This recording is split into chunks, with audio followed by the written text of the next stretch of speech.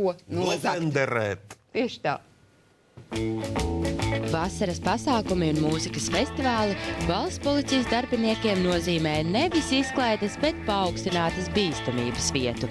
Galvenokārt tāpēc, ka viena vieta sakoncentrējas ļoti liels cilvēku skaits. Šī vieta tad piesaista arī varbūt ne tos labākos sabiedrības pārstāvjus, kas ir uz tādiem noziegumiem tendēt, kur cenšas izmantot šo situāciju. Tā kā mēs varētu teikt, ka kurš festivāls ir tāds tajā laikā, konkrētā brīdī paaugstināts bīstamības vieta. Jo kā piemēram var minēt kaut vai Salacgrīvas pilsētu, ko mums kolēģi ir aprēķinājuši, ka ja visā novadā dzīvo apmēram 5000 cilvēku, tad tajās dienās, kad notiek festivāls Pozitīvs, tur ikdienā ir apmēram 15000 cilvēku vienā konkrētā vietā.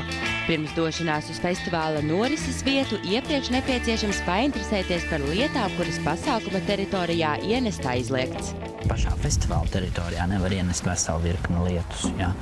Protams, tie ir ieroči un dažādi bīstami produkti, bet tie arī nevar ienest nekādu veidu dzērienus, kas ir iepildīti, kas ir pudelēs.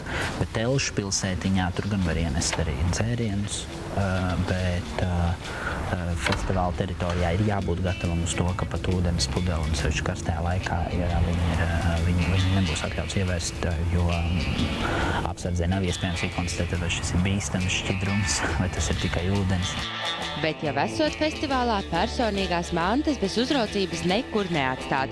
Turklāt nepieciešams rūpīgi izvērtēt, kas tik tiešām būs nepieciešams un ko labāk atstāt mājās drošībā. Dokuments pēc iespējas mazāk ņemt līdzi, jo tur visas nevajag visas tiesības, pases un identifikācijas kartes. Tāpat tās arī tas bankas konta kartes nevajag simtiem ņemt līdzi, jo tas viss kaut kādā brīdī nemanot var pazust, tāpat tās tiek kabatzagļi, var izraut maku ārā. Dažreiz tiešām nāks domāt par to, kāpēc cilvēks dodas uz brīvdabas festivālu, ņem līdzi praktiski visu mājas ofisu, gan portatīvo datoru, gan vēl otru rezerves datoru, gan dārgas mobilos telefons, gan citas mantas, un tad pēc tam viņš ir izbrīnīts, kā teltī, kur viņš tos atstāja, tas viss ir pazudis. Ja notikusi zādzība, vainīgo atrast būs ļoti grūti, jo nevienmēr cilvēki laikus pamana mantu pazušanu. Pats šis mehānisms, kā šīs zādzības notiek, tas ir ļoti ātrs. Tās ir mantas atstātas celtī vai guļammaisā, tad te viņš ir un te viņš nav. Un tad, protams, ja neizdodas aizturēt šo noziedznieku notikumu vietā uzreiz, tad pēc tam jau tas darbs ir tāds grūts, lai atklātu šo noziegumu. Turklāt pasargāts nav neviens, jo zagļi savus upurus neskata ne pēc dzimuma, ne vecuma.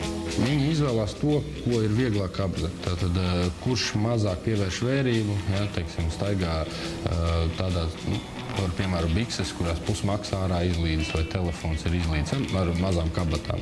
Tādus vieglos upurus izmantot. Vispirmkārtām, jebkādā formā par drošību pasākumā var rūpēties pats apmeklētājs. Un ir svarīgi, lai apmeklētājs, apdomīgi padomā soli uz priekšu, rēķinās gan ar laika apstākļiem, rēķinās ar to, ja viņš dzīvo Telšu pilsētiņā, tad ņem vērā tos apstākļus, ka viņš dzīvo Telšu pilsētiņā, nevis Viešķicā.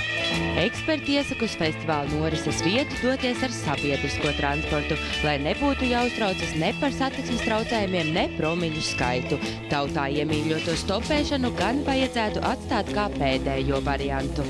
Ja tomēr jau esi izdomājis to darīt, braukt ar stopiem un nav citu variantu nokļūt, varbūt mājās vai kā, tad svarīgi būtu piefiksēt šo te numuru.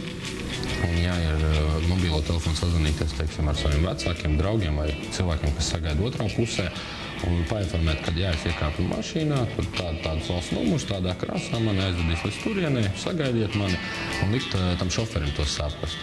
Katrā pasākumā atrodas arī cilvēki formas tērpos, tāpēc nevajadzētu no viņiem kautrēties un nepieciešamības gadījumā lūgt pēc palīdzības. Baiba Runce, Dzintars Rudzītis, bez tabū.